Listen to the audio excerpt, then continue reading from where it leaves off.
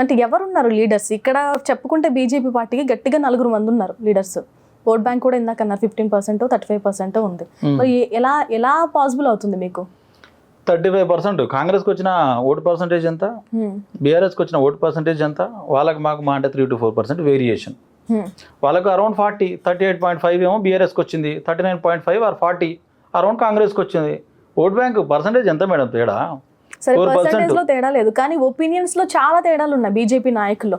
ఒకరిని అధ్యక్ష పదవి చేయకండి అంటే వెనకల వాళ్ళు లెటర్స్ రాస్తుంటారు అధిష్టానానికి, వాడిని చేయకు, నన్ను చేయి, నాకేం అర్హతలు లేవు, నేను సరిపోతానంటూ రకరకాల ఒపీనియన్స్ ఉన్నాయి కదా మీ పార్టీలో.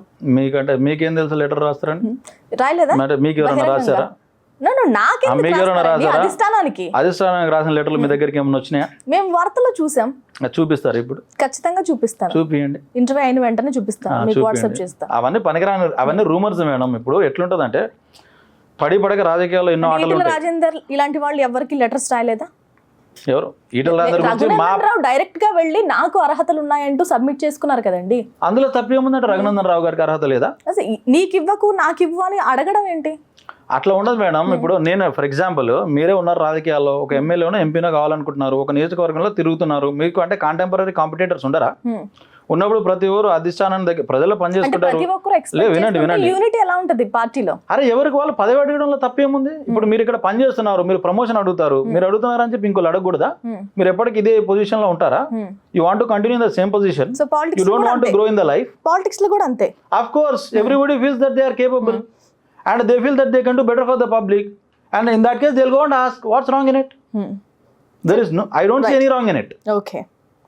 అంటే ఇలాంటి డిఫరెంట్ ఆఫ్ ఒపీనియన్స్ ఉన్నప్పుడు కలిసి వర్క్ చేయగలుగుతారా? 100% చేస్తారు మేడం. రైట్. అయితే ఇప్పుడు ప్రస్తుతం సమకాలీన అంశాలపై మీరు ఎప్పటికప్పుడు మాట్లాడుతూ ఉంటారు. ఇప్పుడు బీజేపీ రాష్ట్ర అధ్యక్ష పదవికి క్యాపబుల్ పర్సన్ అంటే ఎవరి పేరు చెప్తారు? ఇప్పుడు నేను నిర్ణయం తీసుకునే స్థాయిలో లేను, నేను అభిప్రాయాన్ని వ్యక్తపరిచే స్థాయిలో కూడా లేను. ఎందుకంటే చెప్తా వినండి, నేను ఒక బీజేపీ సామాన్య కార్యకర్తని. ఇప్పుడు నా అభిప్రాయాన్ని గౌరవించే స్థాయి, నన్ను పిలిచి అడిగే స్థాయి వచ్చినప్పుడు దాని గురించి మాట్లాడదాం. ఒకటి. రెండోది, భారతీయ జనతా పార్టీ ఏదైనా కూడా ఒక సంస్థాగతంగా 1కి 100 సార్లు 100 రకాలుగా ఆలోచించి నిర్ణయం తీసుకుంటుంది. ఓకేనా? XYZ మనం చెప్తే అయ్యేది కాదు. పైన ఉన్నటువంటి మోదీ గారికి తెలుసు, అమిత్ షా గారికి తెలుసు, నడ్డా గారికి తెలుసు, ఇక్కడ ఉన్నటువంటి రాష్ట్ర నాయకత్వానికి కూడా సీనియర్ లీడర్లు ఎవరు అందరికీ తెలుసు. ఎవరి నాయకత్వంలో పార్టీ నడవాలి, దానికి ఈక్వేషన్స్ అన్ని ప్లాన్ చేసుకొని అనౌన్స్ చేస్తారు. దాని గురించి మనం చర్చ చేసుకొని కూడా నో యూస్. ఓకే. అంటే ఇప్పుడు ప్రముఖంగా వినిపిస్తున్న పేర్లు మీరేమో అబ్జర్వ్ చేయలేదా? ఈటెల గారి పేరు ప్రముఖంగా వినిపిస్తుంది. ఆయన అర్హుడా అంటే మీ మాటల్లో ఏం చెప్తారు? ఎందుకంటే మీరు ఎప్పటికప్పుడు మాట్లాడుతూ ఉంటారు కాబట్టి ఈ క్వశ్చన్ ఇస్తున్నా. నేను మళ్ళీ అదే చెప్తాను మేడం. మీరు ఎన్నిసార్లు సరే, మీరు అర్హుడా కాదనేది పక్కన పెట్టేయండి, ఓకేనా? మీరు అర్హుడు అయితే ఆన్సర్ చెప్పండి. అదే చెప్తా వినండి. భారతీయ జనతా పార్టీలో పనిచేసేటటువంటి ప్రతి నాయకుడు అర్హుడే. ఓకే. అధ్యక్ష పదవికి 8 మంది ఎమ్మెల్యేలు కావచ్చు, 8 మంది ఎంపీలు కావచ్చు, లేదా ఇంకే ఇతర సీనియర్ నాయకులు ప్రజాక్షేత్రంలో గెలవకపోయినా సంస్థాగతంగా నడిపించేటటువంటి సత్తా ఉన్న ప్రతి ఒక్కరు అర్హులే. పాయింట్ నెంబర్ 1 మీ క్వశ్చన్కి. పాయింట్ నెంబర్ 2 చెప్తా చూడండి. ఇప్పుడు ఈటల రాజేందర్ గారి గురించి అడిగారు కాబట్టి ఈటల రాజేందర్ గారు 100% అర్హులే. అందులో డౌట్ ఏముంది? అందులో అది ఆ క్వశ్చన్ అడగడమే నా దృష్టిలో అనవసరం. Okay. 100% eligible. Okay. There is no doubt about. ఆయన చాలా కామ్ గా కనిపిస్తుంటారు ఎప్పుడప్పుడు. ఎక్కువ అగ్రెసివ్ గా మాట్లాడడం కానీ లేదంటే తిట్టడం కానీ ఇటువంటి నేను చూడలేదు. సో మీరు ఆయన గురించి ఏం చెప్తారు? అంటే రేవంత్ తో ఢీ కొట్టే సత్తా ఉందా? అంటే మీరు ఏంటి కేసీఆర్ ను చూసి, రేవంత్ రెడ్డిని చూసి, బీజేపీ బండి సంజయ్ కూడా చూసాను, అరవింద్ కూడా చూసాను, రఘునందన్ రావు కూడా చూసాను. అరే ఓకే, నేనేం చెప్తున్నా మొత్తం విన్న తర్వాత మీరు చెప్పండి, నేను కాదన్ను. అంటే మీకు తిట్టేటోళ్ళే నాయకులు కావాలా? పొద్దున్న లేసా బూతులు, బండ బూతులు. ఈ మధ్యలో ఒకటి వచ్చింది సోషల్ మీడియాలో, 12 నెలల్లో 12 రకాల తిట్లు అని చెప్పేసి. కేసీఆర్ కూడా అప్పుడు అట్లా వచ్చింది. అంటే అట్లా తిట్టేటోళ్ళు అయితేనే అంటే అర్హులు అన్నట్ట రాష్ట్రాన్ని పరిపాలించడానికి, రాష్ట్రంలో అంటే ఉన్నతమైన బాధ్యతలు పనిచేయడానికి. అదేనా మీరు అంటే ప్రాథమిక అర్హత? అస్సలే మరి అయిపోయి కామ్గా ఉంటే తప్ప అది. నరేంద్ర మోదీ గారు కూడా ఎంత కామ్గా ఉంటారు చూసారు కదా. మరి మోదీ గారు కామ్గా ఉండరా? యోగి గారు కామ్గా ఉండరా? ఉన్నారా లేరా? కామ్గా ఉంటే అది that's a great quality madam for a politician. పని చేసుకుంటా పోవాలి, ప్రజల సమస్యలు తీర్చాలి, ప్రజల కోసం కొట్లాడాలి, ప్రజల కోసం నిలబడాలి. ఈటెల రాజేందర్ అనే వ్యక్తి ఎప్పుడు కూడా పదవి కోసం అంటే తప్పించిపోలే. మీకు తెలుసో తెలియదు, 3 సార్లు రిజైన్ చేసిండు, ప్రతి బై ఎలక్షన్లో గెలిచిండు. అది ఈటెల రాజేందర్ సత్తా. అంటే ప్రజలకు ఉపయోగపడుతుంది, ఈ రాష్ట్రానికి ఉపయోగపడుతుంది అంటే పదవిని తృణప్రాయంగా తీసి పక్కన పడేస్తాడు. అటువంటి వ్యక్తి ఈటెల రాజేందర్. కామ్గా ఉండటం మన డిమెరిటా? ఏం ప్రశ్న అడుగుతారు మేడం మీరు? కావాల్సిన ప్రశ్న అండి. బండి సంజయ్ లాంటి వ్యక్తినే పక్కన పెట్టేసింది ప్రభుత్వం, ఆ తర్వాత కిషన్ రెడ్డికి ఇచ్చింది. ఆయన మాట్లాడట్లేదు, ఏం అనట్లేదు. ఆయన ఇప్పుడు రేవంత్ రెడ్డి ఒక ప్రశ్న వేసినా లేదంటే ఒక మాట మాట్లాడినా సమర్థవంతంగా ఈక్వల్గా మాట్లాడే వ్యక్తి కావాలి కదా పార్టీకి కూడా. ఆ వ్యక్తి ఈటల రాజేంద్ర కాదా అనేది నా ప్రశ్న. అంటే మీ దానికి 2 రకాల సమాధానాలు. ఫస్ట్, బండి సంజయ్నే పక్కన పెట్టింది అనేది రాంగ్. బండి సంజయ్ గారి టర్మ్ 3 years. 3 yearsే మా దగ్గర ప్రెసిడెంట్. 3 years అయిపోయిన తర్వాత ఆటోమేటిక్గా బాధ్యతలు మారుతాయి. సరే, మీరు ఎంత సమర్థించుకున్నా పక్కన పెట్టిందని అంటాను నేను. అది మీరు అంటే అది మీ అవగాహన లోపం అంటాను. సరే పోన్లే, ఎందుకంటే మీరు మా పార్టీలో పనిచేయలేదు, మా పార్టీ సిస్టమ్ మీకు తెలియదు. Because you're journalist, that's how you speak. అంతే కదా. ఆయనకు ఇలా కేంద్రం హోంశాఖ సహాయ మంత్రి ఉన్నాడు. 2, భారతీయ జనతా పార్టీ జాతీయ ప్రధాన కార్యదర్శి ఉన్నాడు. పక్కన పెట్టిందని ఎట్లా మాట్లాడతారు మేడం? జాతీయ స్థాయిలో ఉన్నతమైన జాతీయ స్థాయిలో ఉన్నతమైన బాధ్యతలు ఉంటే పక్కన పెట్టిన అంటారు. కావాలి అనుకుంటే ఎక్స్టెండ్ చేసే కెపాసిటీ లేదా బీజేపీ పార్టీకి? కావాలని అంటే ఆయన సేవలు జాతీయ స్థాయిలో అవసరం కాబట్టి అక్కడ తీసుకుపోయారు మేడం. సరే, కావాలని అనుకున్నారని చెప్తున్నాను నేను. రెండోది, మీరు ఈటెల రాజేందర్ గారి గురించి అడిగారు. అంటే నేను మళ్ళీ చెప్తున్నా, అంటే రేవంత్ రెడ్డి లాగా తిట్లు మాట్లాడాలా? ఆయనది ఒక ఫేమస్ డైలాగ్ ఉంటుంది. మాట్లాడలేదు, మీకు అర్థం కావట్లేదు నా ప్రశ్న. తిట్లు కాదు, అంతే టెంపోలో మాట్లాడగలరా? నేను ఒకటి చెప్తా వినండి. చెప్పండి. సప్త సముద్రాలు ఈదిన వ్యక్తికి పిల్లకాలలో ఏదేమన్నట్టుంది. అసలు మీ కంపారిజనే రాంగ్. ఎందుకు చెప్తా వినండి. ఫస్ట్ ఎందుకు చెప్తానో వినండి. వినేసి మళ్ళీ వినండి. రాష్ట్ర సీఎం తో కంపేర్ చేస్తున్నా 100% ఆ కంపారిజనే రాంగ్ అని చెప్తున్నా. And this you should telecast. And ఇది మీరు స్కిప్ చేయొద్దు. మళ్ళీ ముఖ్యమంత్రికి కాంగ్రెస్ కి భయపడి ఎడిటింగ్ లేకుండా పంపిస్తాను. నేను అదే చెప్తున్నా, మళ్ళీ కాంగ్రెస్ కి భయపడి టెలికాస్ట్ చేయకుండా ఉండొద్దు. క్లియర్ కంపారిజన్ చెప్తా వినండి. ఫస్ట్ ఆఫ్ ఆల్, ఈ రాష్ట్ర విభజన గురించి 3 ముఖ్యమంత్రులతో కొట్లాడినటువంటి చరిత్ర ఈటల రాజేందర్ది. మీకు తెలుసో తెలీదు.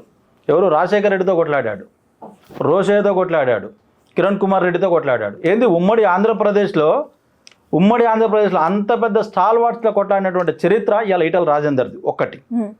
రెండోది, ఈటల రాజేందర్ ఎన్నిసార్లు అసెంబ్లీకి పోయాడు మేడం? ఇంక్లూడింగ్ బై ఎలక్షన్స్ 7 సార్లు అసెంబ్లీకి పోయాడు. ఓకే. మరి ఎంతమంది ముఖ్యమంత్రులతో కొట్లాడిండు రేవంత్ రెడ్డి? లింగులు ఇటుకమంటూ ఒక కేసీఆర్ తోటి, అది కూడా ఏదో ఏమంటారు అదృష్టం బాగుంటే నక్కతో ఒక దొక్కినట్టు అట్లా అయిపోయింది. రెండోది, ఎన్నిసార్లు అసెంబ్లీకి పోయాడు? ఒకటిసారి. 2సారి గెలిచిండు అదే కొడంగల్లా. గెలవకుండా ఆంచలు బారిపోయి మల్కాజ్గిరికి వచ్చిండు. ఆయన అంటే సొంత నియోజకవర్గంలో 2సారి గెలవలే. ఆయనకి ఈటల రాజేందర్కి ఎట్లా పోలుస్తారు మేడం? మూడోది, ఇదే ఈటల రాజేందర్ గారు 2 సార్లు అంటే ఫైనాన్స్ మినిస్టర్గా చేశారు, హెల్త్ మినిస్టర్గా చేశారు. అట్లా ఏమైనా చేసినట్టు అనుభవం ఉందా రేవంత్ రెడ్డికి? లేదు. ఇదే ఈటల రాజేందర్ గారు 3 సార్లు రిజైన్ చేసి బై ఎలక్షన్స్లో తృణప్రాయంగా పదవి వదిలేసి తెలంగాణ కోసం కావచ్చు, ప్రజల కోసం కావచ్చు మళ్ళా గెలిచారు. అట్లా గెలిచినటువంటి సత్తా ఉందా రేవంత్ రెడ్డికి? ఈవెన్ ఒక్కసారి ఎమ్మెల్యేగా గెలవకపోయినా కూడా సీఎం పదవి చేపట్టచ్చు, 6 నెలల్లో మళ్ళీ ఎలక్షన్స్కి వెళ్ళొచ్చు. ఇవన్నీ మీరు క్వాలిటీస్ గా చెప్తున్నారు. నేనేం చెప్తున్నా, మీరు ఏమన్నారంటే రేవంత్ రెడ్డితో కొట్లాడే అర్హత ఉందా?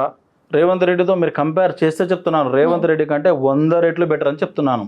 నేను ఒకటే మాట చెప్తున్నాను, ఇలా ఇదే తెలంగాణ ప్రజల యొక్క విశ్వాసం రేవంత్ రెడ్డి కోల్పోయిండు.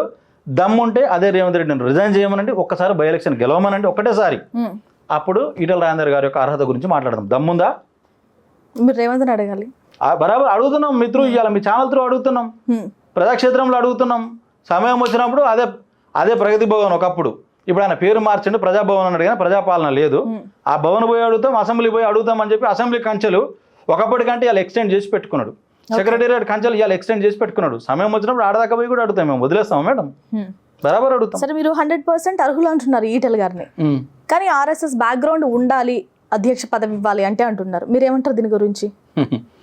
అంటే మీకు అంటే అప్డేట్స్ ఫాలో గారు, మళ్ళీ మా సిస్టమ్ గురించి అవగాహన లేదని అంటాను. మీరు తప్పుగా అనుకోవద్దు. ఎందుకనంటే రీసెంట్గా మీరు కిషన్ రెడ్డి గారు ప్రెస్ మీట్ పెట్టే చెప్పారు. ఏమని? బీజేపీ బీఫామ్ మీద 2 సార్లు గెలిస్తే చాలు, ఆర్ఎస్ఎస్ బ్యాక్గ్రౌండ్ ఉండాల్సిన అవసరం లేదు. ఒకటి, క్రియాశీలక సభ్యుడు అయి ఉంటే చాలు, ఆర్ఎస్ఎస్ బ్యాక్గ్రౌండ్ ఉండాల్సిన అవసరం లేదని 2 క్లియర్గా చెప్పారు. ఇదే ప్రశ్న వేరే వాళ్ళు కూడా అడిగారు. ఇదే ప్రచారం రాష్ట్రం అంతా తిరుగుతుంది. ఇదంతా కొందరు ఈటల రాజేందర్ గారు అంటే పడి పడని వాళ్ళు పుట్టిస్తుంటారు, కేవలం కొందరు పుట్టిస్తుంటారు అంతే. అది క్వాలిటీ కాదు, అవసరం లేదు. ఎందుకు అవసరం మేడం? తమిళనాడులో అన్నామలై ఆర్ఎస్ఎస్ బ్యాక్గ్రౌండ్ ఉందా మేడం? ఐపీఎస్ రిజైన్ చేశాడు, వచ్చాడు, పొటెన్షియల్ ఉందన్నారు, పార్టీ పగ్గాలు అప్పచెప్పారు. ఇక్కడ ఈయనకు పొటెన్షియల్ ఉంది, రాజేంద్ర నాకు పొటెన్షియల్ ఉందని పార్టీ డిసైడ్ చేస్తే పార్టీ పగ్గాలు అప్పచెప్తారు, అంతే కదా. That it is so simple. Right. People only elaborate. Final గా అంటే చాలా మంది పార్టీలు మారుతూ ఉంటారు, ఏదో ఎక్స్పెక్ట్ చేస్తుంటారు, అధ్యక్ష పదవులు ఇవ్వకపోతే పార్టీలు మారిపోవడం Ayaram Gayaram quite common in politics. So మీ పార్టీలో అలాంటి నేతలు ఎవరు? అట్లా ఎవరు లేరు మా పార్టీలో. భారతీయ జనతా పార్టీ అంటేనే ఫస్ట్ మారరు. మీరు గతంలో చూసుకుంటే బీఆర్ఎస్ ఉన్నప్పుడు కాంగ్రెస్ ఎమ్మెల్యేలు 12 మంది అమ్ముడుపోయారు. ఇలా కాంగ్రెస్ పాలనలో బీఆర్ఎస్ దాదాపు 8 నుంచి 10 మంది అమ్ముడుపోయారు. ఒక బీజేపీ ఎమ్మెల్యే అమ్ముడుపోయారు చూపిస్తారా? పార్టీ మారిరా చూపిస్తారా? అయారాం గయారం భారతీయ జనతా పార్టీలో ఉండదు. శ్రీనాథ్ గారు, అంటే మీ మాటల్లో నాకు అర్థమైంది ఏంటంటే ఇప్పుడు రాష్ట్ర అధ్యక్ష పదవి ఈటెలకు ఇవ్వబోతున్నారు అని. నేను ఎక్కడ చెప్పలేదు, నాకు అర్థం 100% క్యాపబుల్ పర్సన్ అంటున్నారు మీరు. అంటే ఈటెల రాజేందర్ లెఫ్టిస్ట్ భావాలు కలిగిన వ్యక్తి, ఆయన గనక ఇస్తే చాలా మంది కోఆపరేట్ చేయరు, పార్టీలు మారిపోయే అవకాశం ఉందంటూ కూడా అంటున్నారు. ఇది అధిష్టానం కన్సిడర్ చేసే పాయింటే. సో దీని గురించి ఏం చెప్తారు? మేడం, ఫస్ట్ ఆఫ్ ఆల్ ఇది ఒక రాంగ్ నెరేటివ్. ఇది ఈటెల రాజేందర్ అంటే భయపడేటటువంటి కాంగ్రెస్ నాయకులు బిల్ట్ చేసిన narrative. Point number 1. Point number 2, ఇది కొంచెం సెన్స్ పెట్టి జనాలందరూ అర్థం చేసుకోవాలి. అంటే ఎవరైతే ఇట్లా నెరేటివ్ బిల్డ్ చేస్తారో వాళ్ళు అర్థం చేసుకోవాలి. ఏంటంటే ఇప్పుడు విద్యార్థి దశలో ఎవరో ఒకరు ఏదో ఒక స్టూడెంట్ ఆర్గనైజేషన్లో పనిచేస్తారు, అది కామన్. ఇప్పుడు నేను ఏబీవీపీలో పనిచేస్తా, ఆయన ఎస్ఎఫ్ఐలోను పీడిఎస్లో పనిచేస్తారని అనుకుందాం. మీరు డాక్టర్ టి హనుమాన్ చౌదరి, పద్మభూషణ్ వచ్చింది, అటువంటి వ్యక్తి ఒకప్పుడు ఎస్ఎఫ్ఐతో పనిచేశాడు. ఇవాళ భారతీయ జనతా పార్టీ భావజాలం కోసం దాదాపు 20 పుస్తకాలు రాసే స్థాయికి పనిచేస్తున్నాడు. అంటే ఇప్పుడు అంటే పాత చింతకాయ పచ్చడి ముచ్చటిది యాక్చువల్గా. అందరూ ఏమంటారంటే ఆయనకి ఇస్తే భారతీయ జనతా పార్టీ కార్యకర్తలు పనిచేయాలంటే అది తప్పు. అంటే పైన ఎన్ని ముసుగులు వేసుకున్నా ఒరిజినల్ ముసుగు అయితే ఎక్కడికి పోదు కదా. అసలు ఇది ముసుగే కాదంటున్నాను నేను. ఇప్పుడు విద్యార్థి దశలో మనకున్న పరిచయాలు, మనకున్న యాక్సెస్, దాని ప్రకారం మనం పనిచేస్తాం అంతే. అది ఎప్పుడు కూడా డిసడ్వాంటేజ్ కాదు. అది ఎంత పెద్ద అడ్వాంటేజో నేను చెప్తా వినండి. ఇప్పుడు ఆ రోజు ఆయన విద్యార్థి నాయకుడిగా పనిచేశాడు కాబట్టి తెలంగాణ ఉద్యమంలో జాక్ను కోదండరాం కంటే 100 రెట్లు ఎఫెక్టివ్గా బ్యాక్గ్రౌండ్లో నడిపించిన వ్యక్తి ఈటెల రాజేందర్. అంటే భావజాలకు సంబంధం లేకుండా ఎవరు జైలుకి పోయినా బెయిల్ తెచ్చి ఉస్మానియా యూనివర్సిటీ తోటి ఈ రోజుకి ఆ అనుబంధం అట్లా కంటిన్యూ చేసేది ఈటెల రాజేందర్. అంటే ఆ రోజు ఆయన ఒక విద్యార్థి నాయకుడిగా పనిచేశాడు కాబట్టి మీరు ఇదే విషయం బల్క సుమన్ అడగొచ్చు, కాదర్ కిషోర్ని అడగొచ్చు, ఎందుకంటే వాళ్ళు యాక్టివ్ పాలిటీషియన్స్ అయ్యారు కాబట్టి వాళ్ళు కూడా చెప్తారు. అంటే ఒక విద్యార్థి నాయకుడిగా పనిచేయడం చాలా ముఖ్యం, ఒకటి. రెండోది మేడం, భారతీయ జనతా పార్టీ కార్యకర్తలు ఎప్పుడు కూడా కమలం పువ్వు కోసం, కాషాయ జెండా కోసమే పనిచేస్తారు అంతే. అధ్యక్షుడు బండి సంజయ్ గారు ఉన్నారా, కిషన్ రెడ్డి గారు ఉన్నారా, ఈటెల రాజేందర్, ఇవన్నీ చూడరు వాళ్ళు. అర్థమైందా? నికార్సైన నిజాయితీ ఉన్నటువంటి కార్యకర్తలు వాళ్ళకు ఒకటే కావాలి, వాళ్ళకు ఒకటే కావాలి, కాషాయ జెండా ఎగరాల గంతే. దానికోసం పనిచేస్తాం మేము, బరాబరి పనిచేస్తాం. వేరే పార్టీ, అదే నేను ఏం చెప్తున్నా, వేరే పార్టీ నుంచి నాయకులు రావద్దని ఇటువంటి బిల్డ్ చేస్తారు. ఇప్పుడు ఈటెల వేరే పార్టీ నుంచి వచ్చిన నేత, ఆయనకి ఇప్పుడు అధ్యక్ష పదవి ఇవ్వకపోయినా ఆయన పార్టీ మారే అవకాశాలు లేవా? మేడం, ఈటెల రాజేందర్ అనే వ్యక్తి 2001 నుంచి మొదలు పెడితే 2021 వరకు ఏ పార్టీలో ఉన్నాడు? ఏ పార్టీలో ఉన్నాడు అంటున్నాను మిమ్మల్ని. 2021 నుంచి 2001 దాదాపు 20 ఏళ్ళు ఏ పార్టీలో ఉన్నాడు? టీఆర్ఎస్, ఇప్పుడు సో కాల్డ్ బీఆర్ఎస్. ఎప్పుడైనా పార్టీ మారిండా? నేను ఒకటే వినండి, అదంతా అందరికీ తెలుసు, అది అందరికీ తెలుసు. బీజేపీలోకి వచ్చారు. నేను అదే చెప్తున్నా మేడం, పార్టీ మారింటే ఆయన మారలేదు. కేసీఆర్ తర్వాత మళ్ళీ ఇంకొక వ్యక్తి ఉన్నాడు, అంటే బీఆర్ఎస్ పార్టీలో కావచ్చు, టీఆర్ఎస్ పార్టీలో కావచ్చు, అది ఈటెల రాజేందరే. కేటీఆర్కి థ్రెట్ అవుతాడని చెప్పేసి కుటుంబ రాజకీయాలు చేసి పొమ్మని లేక పొగబెట్టుర్రు. అట్లా చేస్తే ఈటెల రాజేందర్ ఆత్మగౌరవం ఉన్న వ్యక్తి మేడం. తెలంగాణ ఉద్యమం కోసం 3 ముఖ్యమంత్రులతో కొట్లాడిన వ్యక్తి మేడం. ఆయనకు పర్సనల్ స్టామినా లేదా, పర్సనల్ ఇమేజ్ లేదా? వాళ్ళ కారణం ఎందుకు పడి ఉంటాడు? ఆత్మగౌరవం కోసం, తెలంగాణ కోసం ఉద్యమం చేసిన వ్యక్తి ఆత్మగౌరవం కోసం బయటికి రాడా? అట్లనే బయటకు వచ్చిండు. ఇంకొకటి చెప్తా, ఈటెల రాజేందర్ గురించి అందరూ అర్థం చేసుకోవాలి. ఈటెల రాజేందర్ అనే వ్యక్తి జెండాలు అజెండాలు మార్చేటటువంటి ఫేక్ పాలిటీషియన్, సూడో పాలిటీషియన్ కాదు. ఏదన్నా ఓపెన్ కమిట్మెంట్ ఉంటుంది, ఓకేనా? రెండోది, ఇదే భారతీయ జనతా పార్టీలో 3 సార్లు భారతీయ జనతా పార్టీ కమలం పార్టీ గుర్తుపై పోటీ చేసిన వ్యక్తి.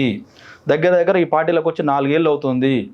ఆయన వచ్చిన డే 1 నుంచి ఆయన అంటే పడని కొందరు ఇదే నెరేటివ్ని బిల్డ్ చేశారు. ఆయన పోవాలనుకుంటే పోలేడా? ఆయన ఆచితూచి ఆలోచించి పార్టీలో నుంచి బయటకు వచ్చినాక 2 ఏళ్ళు సమయం తీసుకొని భారతీయ జనతా పార్టీలోకి వచ్చాడు. ఆయన అందరితో చర్చించి వచ్చాడు. నేను చెప్తున్నా, ఆయన వ్యక్తిత్వము ఈ చిల్లర మల్లర వ్యక్తిత్వం కాదు ఆయనది. అవకాశవాద రాజకీయాలు చేసే వ్యక్తి కాదు ఆయన. నేను అందుకే చెప్పాను మేడం మీకు స్టార్టింగ్లో, వద్దని ఎమ్మెల్యే పదవిని అట్లా తృణప్రాయంగా రిజైన్ చేసిన వ్యక్తి మేడం. అటువంటి వ్యక్తి మీద ఇట్లాంటి బురద చల్లేదు. ఎందుకు చల్లుతారంటే కూడా చెప్తా. Politics is all about perception building. Opposition leaders ఏంటంటే ఇట్లాంటి పర్సెప్షన్ బిల్డ్ చేయాలి, ఈటెల రాజేందర్కి అక్కడ ఇబ్బంది ఉంది అంటే వేరే వాళ్ళు పోరు కదా భారతీయ జనతా పార్టీలోకి అనే ప్రతిపక్షాలు చేసే కుట్ర ఇది, అంతే. మళ్ళీ చెప్తున్నా, ఆయన జెండాలు అజెండాలు మార్చే సూడో పాలిటీషియన్ కాదు. ఆయనది ఏదైనా ఓపెన్ కమిట్మెంట్ ఉంటుంది. భారతీయ జనతా పార్టీ కోసం బరి గీసి బరిలో దిగి ఆల్రెడీ కొట్లాడుతున్నాడు. Right. హైడ్రాలో మేడం ఎట్లా కొట్లాడిన ఈటల రాజేందర్ అన్న, మూసీ సుందరీకరణ గురించి ఎట్లా కొట్లాడిన రాజేందర్ అన్న, నిరుద్యోగుల గురించి ఎట్లా కొట్లాడిన రాజేందర్ అన్న, 6 గ్యారెంటీలు అమలు కావట్లేదని ఎట్లా తిరుగుతున్న రాష్ట్రం మీద రాజేందర్ అన్న. ఆయన ఫైటర్ మేడం, ఓకే ఫైటర్. మీరు అన్నారు ఆయన కామ్గా ఉంటాడు, ఫైటర్ కానీ కేటగారికల్గా ఫైటర్. ఆయనకు తెలుసు ఎప్పుడు కొట్లాడాలి, ఎప్పుడు కామ్గా ఉండాలి. ఓకే అది రైట్. ఇంకొకటి శ్రీనాథ్ గారు, ఫైనల్గా ఇన్ని మాట్లాడుతున్నారు కానీ మీ పార్టీ కార్యాలయాలపైన దాడులు జరుగుతున్నా ఏం చేయలేని సిచ్యువేషన్లో ఉన్నారా ఏంటి? అట్లా కాదు మేడం, ఒక మాట ఉంది ఏంటంటే వినాశకాల విపరీత బుద్ధి అని. ఇలా తెలంగాణలో చూసుకుంటే పార్టీ కార్యాలయాలపైన దాడులు జరుగుతున్నాయి, రైతులపైన దాడులు జరుగుతున్నాయి, హిందూ దేవాలయాలపైన దాడులు జరుగుతున్నాయి, హిందువులపైన కూడా దాడులు జరుగుతున్నాయి. ఓకేనా? దాడులు అంటే ఈ ప్రభుత్వం ప్రజాప్రభుత్వం కాదు, ఇది ఒక దాడుల ప్రభుత్వం ఒకటి. రెండోది, దీన్ని మనము కొంచెం లార్జర్ పర్స్పెక్టివ్లో అర్థం చేసుకోవాలి మేడం. ఇదే రాహుల్ గాంధీ గారు పొద్దున్న లేసి హిందువులంటే హింస, హిందువులంటే ద్వేషం, హిందువులంటే అసత్యం అని చెప్తాడు. ఇలా హింస చేసేది ఎవరు మేడం? పార్టీ కార్యాలయాల మీద దాడులు చేసేది ఎవరు? రైతుల మీద దాడులు చేసేది ఎవరు? హిందూ ఆలయాల మీద దాడులు చేసేది ఎవరు మేడం? హింస చేస్తుంది ఎవరు? దీనికి ఇలా రేవంత్ రెడ్డి ప్రభుత్వం సమాధానం చెప్పాలి. మూడోది నేను చెప్తున్నా, ఫస్ట్ ఆఫ్ ఆల్ వీళ్ళు ఏమన్నంటే రాహుల్ గాంధీ, సోనియా గాంధీ, ప్రియాంక గాంధీ అంటారు. పేరు వెనక గాంధీ పెట్టుకురు కదా మేడం. గాంధీ ఎప్పుడైనా హింసను బోధించిండా? ఇలా గాంధీ అయినా బ్రతుకుంటే వీళ్ళని చూసి తలతో సిగ్గుతో తల దించుకునేటోడు మేడం. రైట్. కాబట్టి నేను చివరిగా చెప్పిందంటే ఫస్ట్ వీళ్ళు ఆ పేరు అనుకున్న గాంధీ తీసేయాలి. ఓకే. Point number 1. రాష్ట్రంలో ఎక్కడైతే వీళ్ళ కాంగ్రెస్ భవన్లో గాంధీ భవన్ అని పేరు పెట్టుకోరో ఆ గాంధీ భవన్ పేరు కూడా మార్చాలి. ఎందుకంటే గాంధీ అంటే సిగ్గుతో తలదించుకునే పనులు చేస్తారు కాబట్టి చేసేసి దానికి ఓ జిన్నా భవన్ అని పెట్టుకోరు. ఎందుకు జిన్నా భవన్ అంటున్నంటే కూడా చెప్తాను నేను. అలా పార్టీషన్ కారణం జిన్నా, హింస కారణం జిన్నా.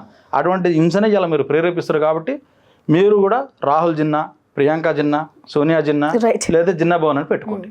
రైట్. శ్రీనాథ్ గారు థ్యాంక్స్ అండి. మళ్ళీ మాట్లాడదాం అన్ని టాపిక్స్ పైన. Right, thank you. Thank you madam. ఇది వాళ్ళ స్పెషల్ ఇంటర్వ్యూ. నమస్తే.